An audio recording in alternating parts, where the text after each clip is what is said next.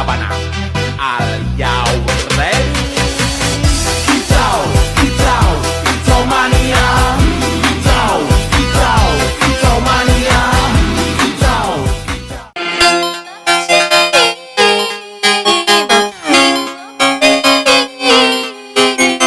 Manovian, City Vida, joga com pressão. Manovian, City Vida, joga com pressão.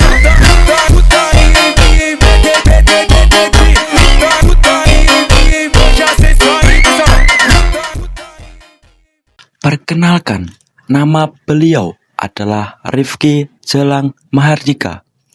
Beliau merupakan mahasiswa Universitas Negeri Yogyakarta dari program studi pendidikan bahasa Inggris angkatan tahun 2023 yang saat ini sedang menempuh semester 6. Mas Rifki bukan hanya aktif dalam bidang akademik, tetapi juga dikenal sebagai salah satu gamers berprestasi di lingkungan kampus.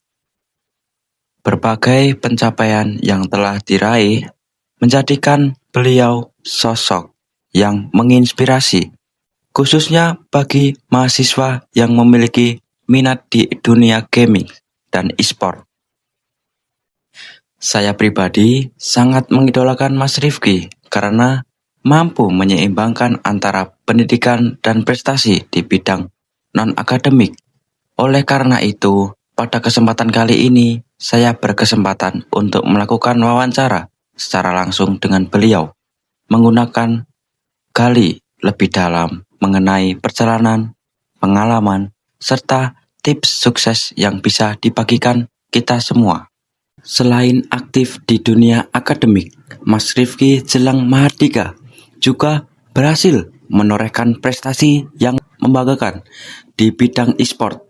Beliau bersama timnya berhasil meraih posisi runner-up dalam ajang region turnamen Challenger untuk wilayah Jawa Tengah dan Jawa Timur.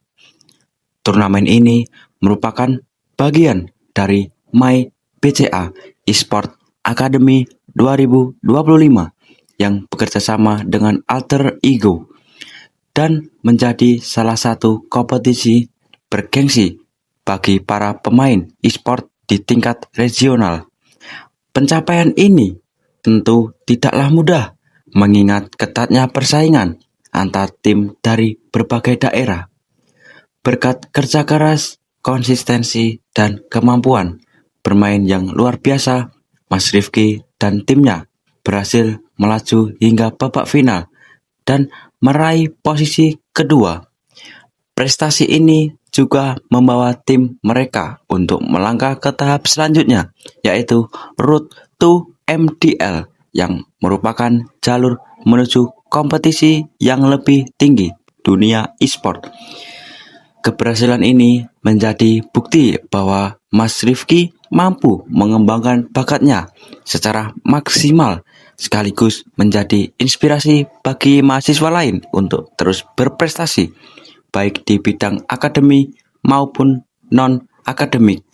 Pada momen ini terlihat Mas Rifki Jelang Mahardika sedang memegang sertifikat penghargaan runner-up yang berhasil ia raih dalam ajang kompetisi e-sport. Didampingi oleh seorang yang tampak turut bangga atas pencapaiannya, momen ini menjadi bukti nyata dari kerja keras dan dedikasi Mas Rifki dalam dunia gaming. Ekspresi yang terlihat menunjukkan rasa syukur dan kebahagiaan atas hasil yang telah diperjuangkan. Penghargaan ini bukan hanya sekedar simbol kemenangan, tetapi juga menjadi representasi dari proses panjang latihan serta perjuangan yang telah dilalui hingga akhirnya mampu meraih posisi sebagai juara kedua. Momen ini sekaligus memperlihatkan bahwa di balik sebuah prestasi selalu ada dukungan dari orang-orang terdekat yang ikut menjadi bagian penting dalam perjalanan menuju kesuksesan. Pada momen ini, Mas Rifki bersama timnya berhasil meraih juara 1 dalam ajang Festipura Universitas Negeri Yogyakarta, mewakili Fakultas Bahasa, Seni, dan Budaya. Pencapaian ini menjadi bukti keras kerja, kekompakan, dan kemampuan tim dalam menghadapi kompetisi. Mereka membuahkan hasil yang membanggakan sekali. Foto tersebut menampilkan sekelompok mahasiswa dari Universitas Negeri Yogyakarta yang tergabung dalam tim Orivo, yang dimana diketuai oleh Mas Rifki, berfoto di depan gedung kampus Fakultas Teknik. Para tim Orivo memakai jas biru khas UNY dan terlihat mengenakan medali di leher mereka. Masing-masing juga memegang sertifikat penghargaan yang menunjukkan bahwa mereka telah meraih sebuah prestasi. Assalamualaikum warahmatullahi wabarakatuh. Perkenalkan, nama saya Dimas Fajar Arkanul Huda dari Prodi Pendidikan Bahasa dan Sastra Indonesia. Hari ini saya akan mewawancarai mahasiswa Pendidikan Bahasa Inggris, yaitu Mas Rifki Gilang Mahardika, angkatan 2023, yaitu adalah seorang mahasiswa sekaligus profesional di bidang games Mobile Legends. Wawancara ini bertujuan untuk mengetahui bagaimana sih cara mengatur waktu antara kegiatan non-akademik dan akademik, khususnya dalam dunia e-sport, serta memahami bahwa permainan game itu selalu berdampak negatif, padahal itu kalau diatur waktu dengan baik itu positif. Baik, dan sekarang di samping saya ada Mas Rifki. Terima kasih sudah bersedia meluangkan waktunya. Saya akan mulai dengan beberapa pertanyaan. Baik, untuk pertanyaan yang pertama yaitu bagaimana sih keseharian Mas Rifki untuk meluangkan waktunya sehari-hari? Kalau untuk jadwal sih mungkin lumayan padat ya. Jadi kalau weekday dari pagi sampai sore itu kuliah, pasti ngutamain kuliah. Terus nanti baru masuk ke malam hari sampai pagi lah, mungkin jam 1 atau jam 2an itu paling kita nge-tag scrim atau latihan bareng gitu biasanya sih. Jadi untuk akademik itu siang sampai sore gitu ya Mas? Iya. Untuk malamnya buat latihan. Pagi sampai sore. Terus pertanyaan yang selanjutnya yaitu bagaimana Mas Rifki membagi waktu agar seimbang gitu? Sebenarnya fleksibel sih, karena ibarat nih kalau Senin nih saya kuliahnya cuma pagi sampai jam 9. Dari jam 9 mungkin bisa nyelesain tugas sampai sore, apa ngerjain kegiatan lain di luar scrim atau di luar game gitu ya. Dan nanti baru kalau udah satu tim ready, pas malamnya baru bisa scrim. Oh, berarti Mas Rifki itu tipenya untuk sebelum scrim itu tugasnya harus selesai dulu biar tidak ada tugas lagi, jadi pikirannya itu tidak terbebankan tugas kuliah. Oke, baik Mas Rifki. Untuk pertanyaan selanjutnya yaitu bagaimana cara memanajemen waktu yang baik untuk kuliah dan scrimnya itu Mas? Jadi tetap, karena tadi saya bilang tetap mutain kuliah ya. Jadi nanti tugas harus kelar sebelum kita latihan dan lain sebagainya. Terus intinya pokoknya kalau udah latihan jangan sampai keganggu tugas seperti yang Mas bilang tadi. Baik. Terus selanjutnya yaitu berapa sih Mas jam latihan untuk per hari itu?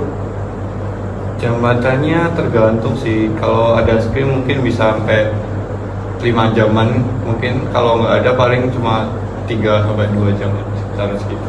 Jadi nggak perlu lama-lama gitu ya Mas, yang penting itu kayak efektif dan sering gitu Mas, kayak konsisten. Misal sehari itu kita harus gini.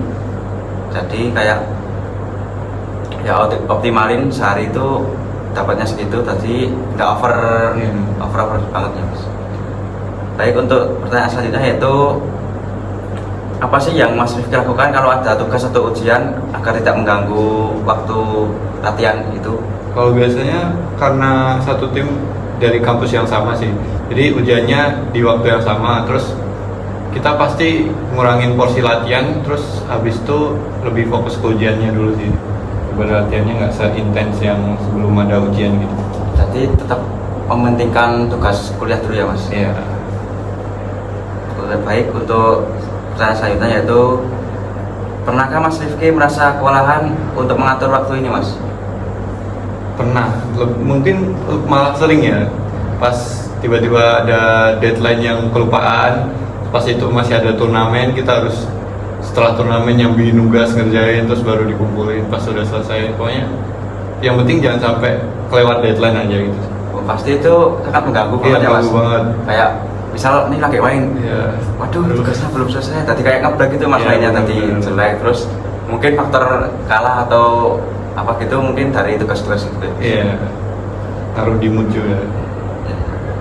Terus untuk selanjutnya, apa sih Mas Rifki yang paling berkesan dari prestasi game ini?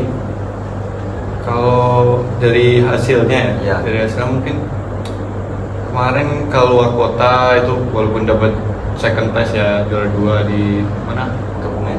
Bukan, di Purwokerto, di apa, kampus apa lupa gitu. Terus habis itu yang belum lama ini yang dari Alter Ego Academy tuh juga walaupun agak nyesek juga kena comeback di akhir ya, dapat second place tapi masih ada chance buat lanjutkan, masih berfase kan, masih ada fase selanjutnya, nanti tunggu tanggal bulan Juli lah sih tanggal segitu, masih berlanjut dari Alter Ego. Mungkin itu sih yang paling berkesan. Mas. Terus bagaimana sih Mas prosesnya untuk mencapai semua prestasi itu? Ya mungkin yang paling yang paling penting sih konsisten sih. Jadi kayak nggak, kalau di game ini kan ada satu role gitu.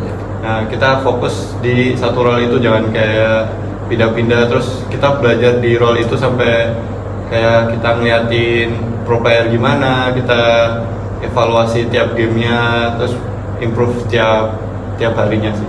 Berarti intinya fokus pada satu bidang ya Mas ya? Iya. Nggak kayak semua harus bisa atau semua kita harus bisa. Jadi kita itu harus fokus pada satu titik tertentu ya Mas? Iya. Buat jadi kuat, lebih kuat Iya. lagi, terus menjadi lebih baik. Terus pertanyaan selanjutnya yaitu, apa sih Mas kunci utama keberhasilan ini? Seperti yang tadi saya bilang ya, konsisten kan yang pertama. Terus yang kedua tentang mental juga, karena di bidang ini tuh kayak ada naik turunnya, kadang bisa tiba-tiba kalah terus kadang bisa menang terus, jadi harus jaga mental gitu. Kadang kayak kita itu merasa lagi jago-jagonya, Iya. terus kadang lawannya lagi Naik lagi banget. naik banget, terus tiba-tiba kok bisa kalah? Oh mungkin karena ya itu Mas, kayak mood pikiran ya Mas. Iya. Terus pertanyaan selanjutnya yaitu, apa sih Mas manfaat yang Mas Rifki rasakan? Mungkin yang paling utama sih experience ya, kayak pengalaman gitu. Terus kalau udah di tingkat lanjut Mas pasti dapat relasi juga dari teman-teman, mungkin malah bisa ngetim sama yang lain yang lebih jago, bisa dapat ilmunya dari sana juga gitu sih. Berarti manfaatnya itu banyak ya Mas, Iya. kayak dapat relasi teman, jadi Mungkin kayak sama finansial juga dapat hadiah-hadiahnya gitu. jadi kayak kenal kota-kota luar gitu Iya, Mas. betul. Oke, baik Mas. Terus selanjutnya itu bagaimana sih Mas menjaga nilai akademik biar seimbang?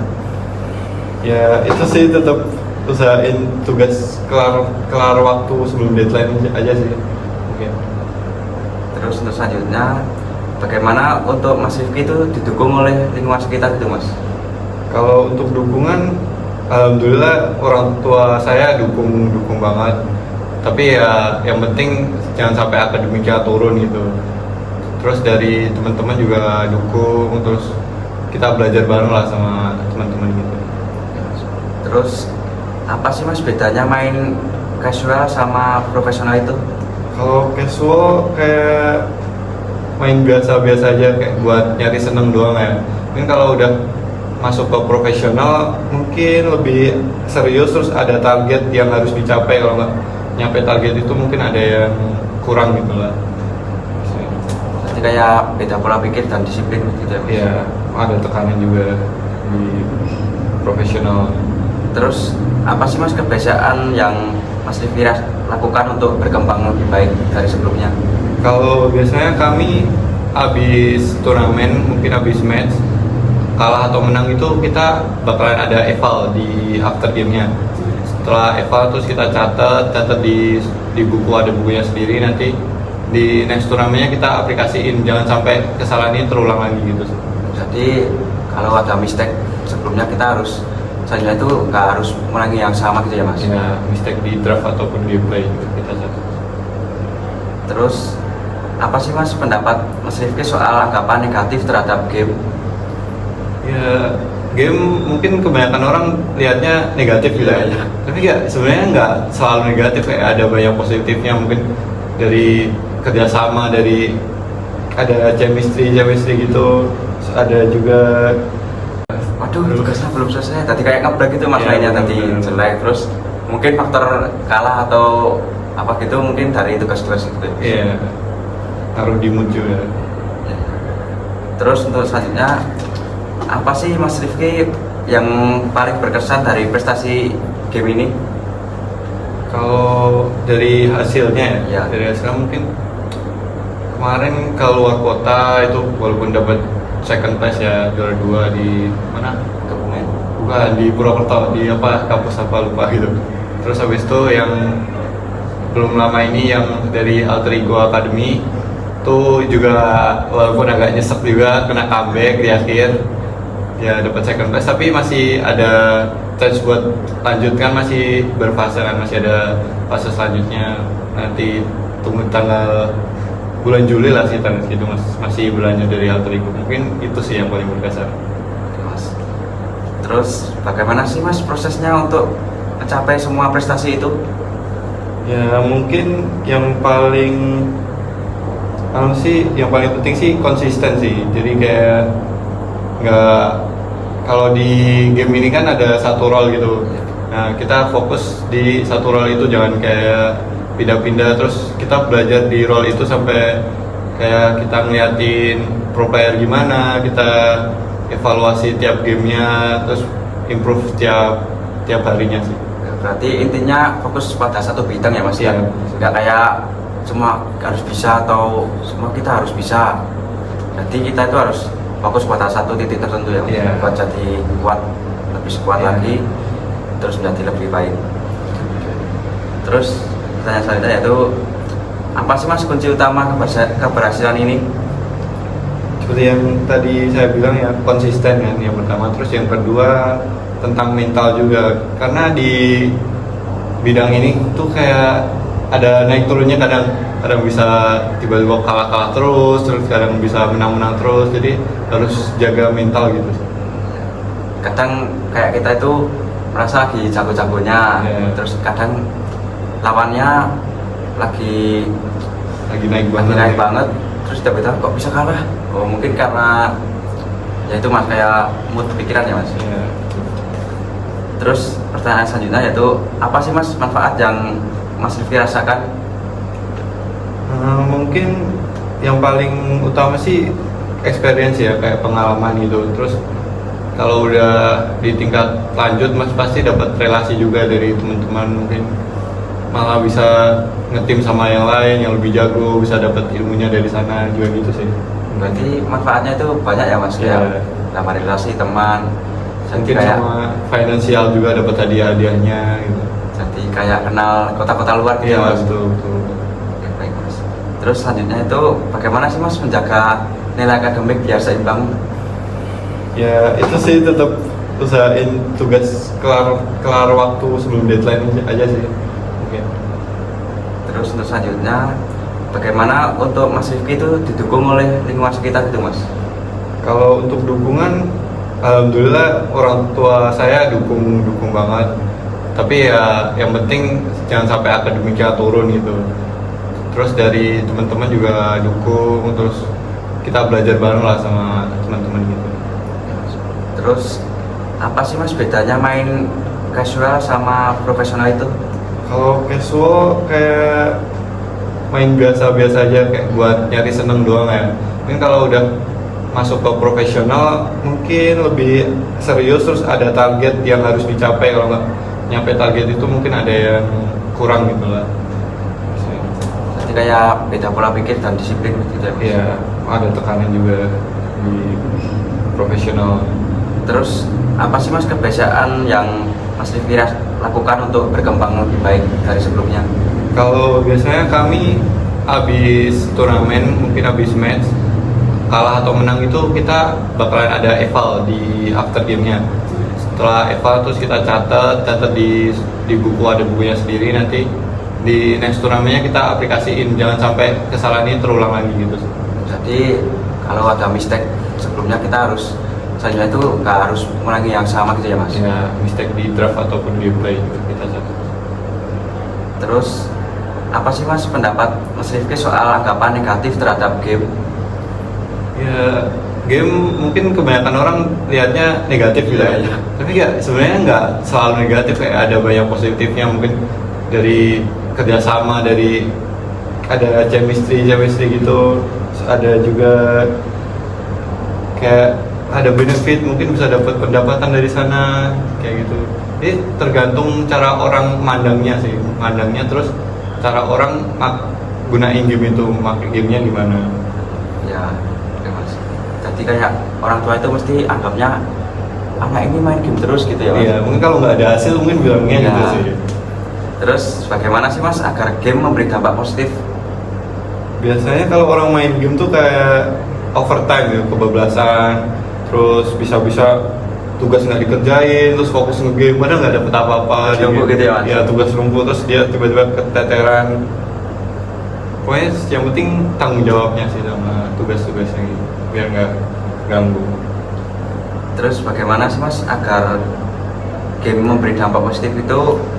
Apa sih saran untuk yang ingin serius di bidang e-sport ini?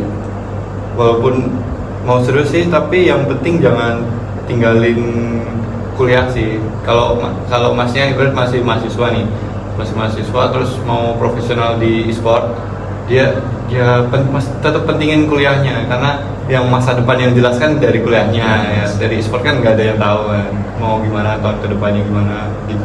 Kayak cuma bersampingan gitu ya Ya, mas? sampingnya. Terus apa sih mas kesalahan yang sering dilakukan oleh pemula gitu? Pemula biasanya kayak gitu sih, kayak terlalu banyak main, nggak dapet ilmu, nggak dapet apa, cuma main terus kalah, main menang, terus main terus, dia nggak evaluasi after gamenya salahnya di mana, cuma main-main doang sih, banyak kan kayak gitu tuh. Kadang bikin emosi gitu. Iya, kadang emosi sendiri. Kenapa sih gamenya susah padahal Iya. dirinya itu belum berkembang. Terus apakah semua orang bisa sukses di e-sport mas? Sebenarnya tergantung, nggak semuanya, tapi tergantung diri sendirinya ya, karena ini juga butuh skill, butuh bakat.